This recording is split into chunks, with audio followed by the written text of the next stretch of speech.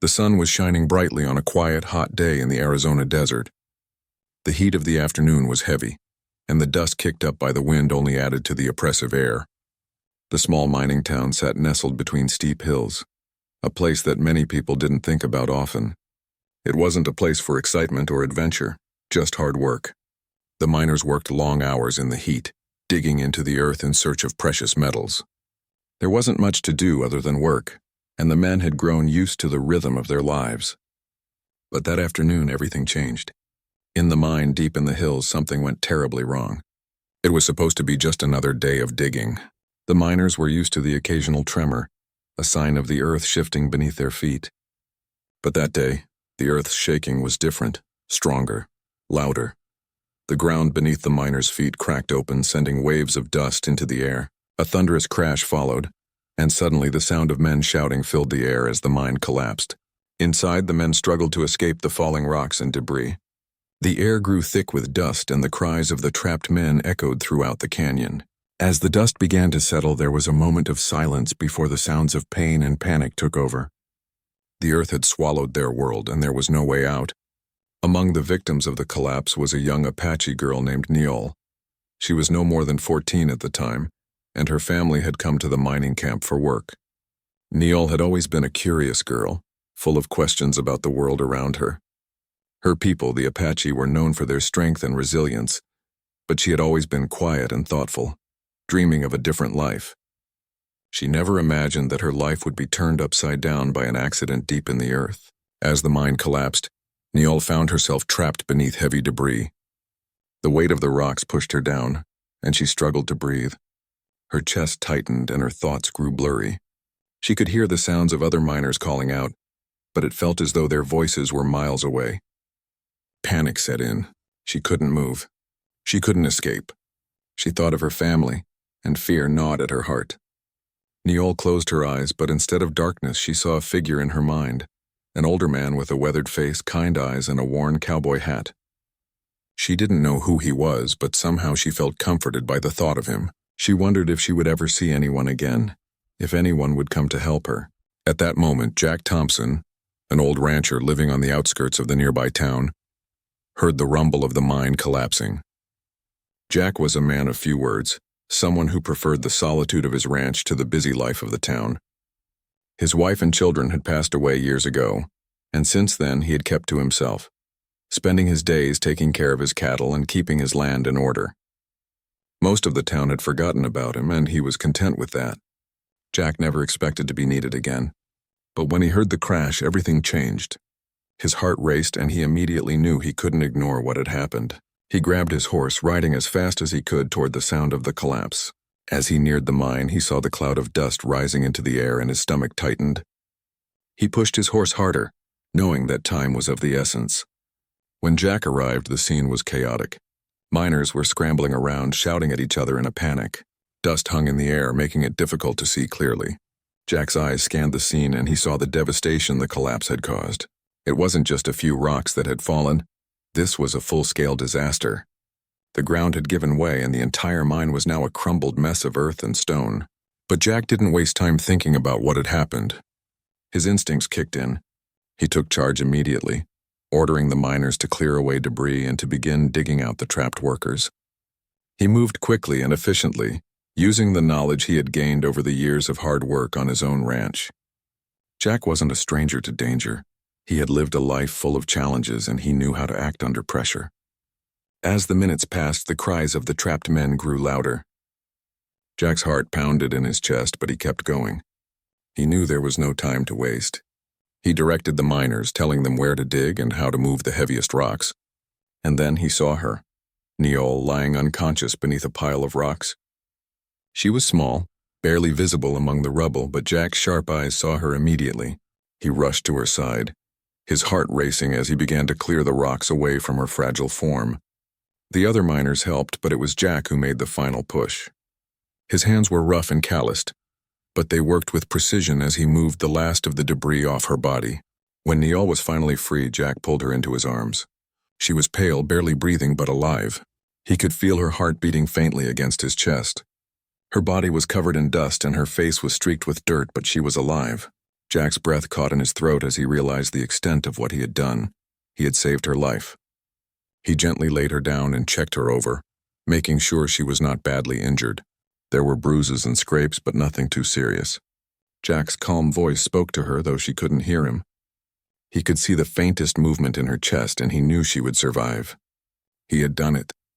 He had saved her.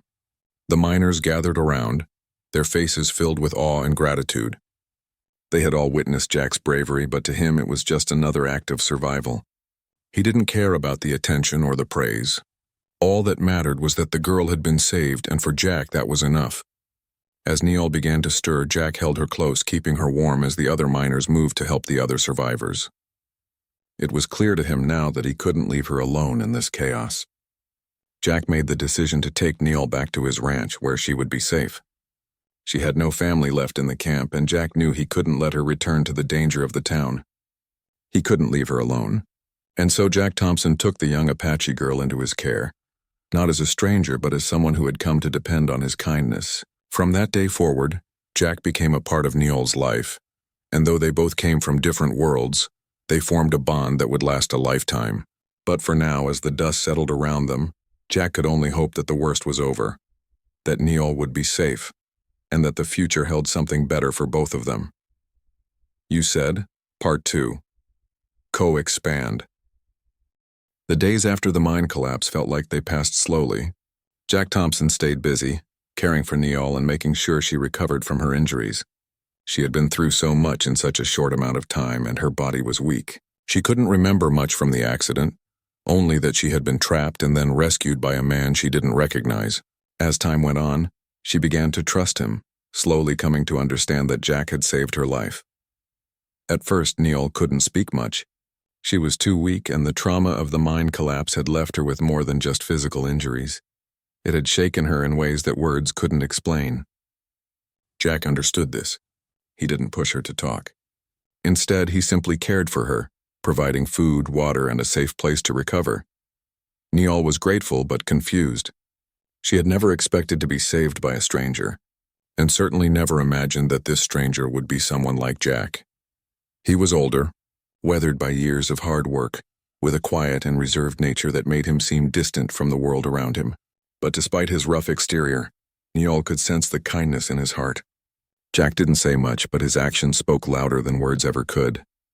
As the weeks passed, Neil grew stronger. She would sit outside Jack's small ranch house, watching the cattle roam the fields, or help Jack with simple tasks around the ranch. Though she was still recovering, she felt safe for the first time in what seemed like forever. The pain in her body was slowly fading, but the emotional scars of the mine collapse were still there. One evening, as the sun began to set, casting long shadows over the ranch, Neil sat with Jack on the porch.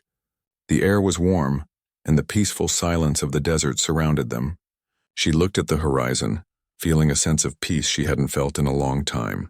It was in this moment that she spoke her first words to Jack since the accident. "Why did you help me?" Neil asked softly, her voice uncertain but filled with curiosity. Jack didn't look at her immediately. He took a slow breath, his eyes still fixed on the horizon. He didn't answer right away, as if thinking carefully about how to explain himself. Finally he spoke, his voice low and steady. "I've lived a long time," he said, "and I've seen a lot. I've lost a lot too, but I've learned that when you see someone in need, you help them. It's as simple as that." Neil nodded slowly, not fully understanding but sensing that Jack was more than just a simple rancher. He was someone who understood hardship and had faced his own struggles. His actions weren't about fame or glory. They were about doing what was right. Over the next few months, Jack continued to care for Neil, teaching her about the land, the animals, and the ways of the ranch. Neil began to feel a growing sense of attachment to Jack, as if he had become a father figure to her. She had lost so much, but in him, she found a kind of quiet strength that she had never known before. As the seasons changed, Neil's health improved, and she began to help Jack more actively around the ranch. She learned how to ride a horse and care for the cattle, and Jack taught her how to mend fences and fix things around the property. They spent long hours together, their bond growing stronger each day. One day, as they worked together in the fields, a group of Apache riders arrived at the ranch. They were part of Neil's tribe, and as they approached, Neil recognized the leader, a tall man named Talon who had been one of her father's closest friends. He had heard of the mine collapse and had come to check on Neil, though it had been years since she had seen him. When Talon saw Neil, his face softened with relief. He dismounted his horse and approached her, his voice filled with concern. "Neil, I was told you were trapped in the mine. We feared the worst." "I was saved," Neil replied quietly, glancing at Jack, who was standing nearby. "This is Jack. He found me and took care of me." Talon's gaze shifted to Jack, sizing him up. There was a moment of tension, but Jack simply nodded, his face unreadable. He didn't feel the need to explain himself. His actions spoke for him.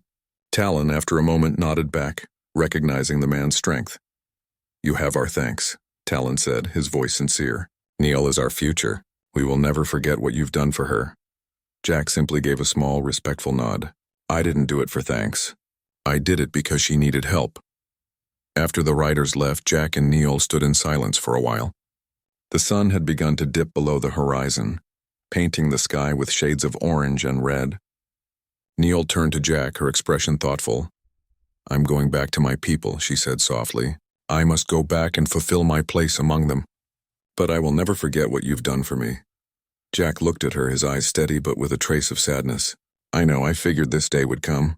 But you'll always have a place here if you need it." Neil smiled faintly, touched by his words. She had grown so much during her time with Jack, not just physically but emotionally as well. The bond they shared was something she would carry with her, no matter where life took her. Several weeks later, Neil left Jack's ranch and returned to her people. She had grown stronger, not only in body but in spirit. She was no longer the frightened girl who had been trapped in that mine. She was a woman now, and she carried with her the lessons Jack had taught her. Years passed, and Neil became a leader among her people.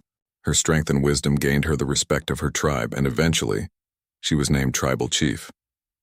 But no matter how high she rose in status, she never forgot the rancher who had saved her life. She often thought of him, the quiet, solitary man who had shown her kindness when no one else could. 15 years after the mine collapse, Neil returned to the town where Jack had lived, now a powerful and respected leader. She had come to honor him, to thank him for the role he had played in shaping her life. Jack, however, was no longer the man she had left behind. He had passed away a few years earlier, but his memory lived on in her heart. Neil stood by Jack's grave, her head bowed in respect. "Thank you, Jack," she whispered. "You saved me, and in doing so, you saved us all.